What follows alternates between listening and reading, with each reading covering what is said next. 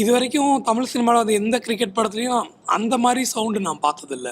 அந்த சவுண்ட் வந்துட்டு மேட்ச் பரபரப்பாக நடக்கும்பொழுது ரொம்ப டென்ஷனை கிரியேட் பண்ணுச்சு. அந்த ரொம்ப ஒரு மாதிரி பதட்டமாக வச்சுருந்தது.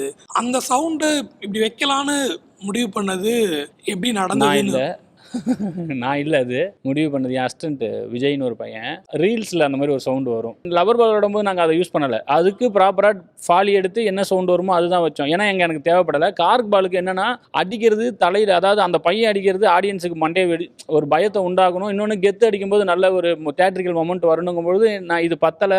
ஏன்னா நம்ம ஒரிஜினல் ஃபாலி எடுத்து ட்ரை பண்ணி பார்த்தோம், அது ஒர்க் ஆகலை. அது அந்த எஃபெக்ட் கொடுக்க மாட்டேது. சினிமாவும் கொஞ்சம் வரணும்ல, அந்த ஹை கிடைக்கவே மாட்டேன்ருச்சு. அப்போது என் அசிஸ்டன்ட் அந்த பையன் தான் வந்து ரீல்ஸ், அந்த தோனி ஷார்ட்ஸ் அதெல்லாம் பார்க்கும்போது அதில் கேட்கும்போது சவுண்ட் நல்லாயிருக்கும். அந்த சவுண்டு ட்ரிங் அந்த மாதிரி வரும். ஸோ அவன் வந்து எனக்கு அதை காமிச்சானா இதை பண்ணலாமா அப்படின்னு கேட்டான். அப்புறம் தாராளமாக பண்ணிட வேண்டியதானே அப்படின்னு சொல்லிட்டு அவனுடைய இன்புட் அது.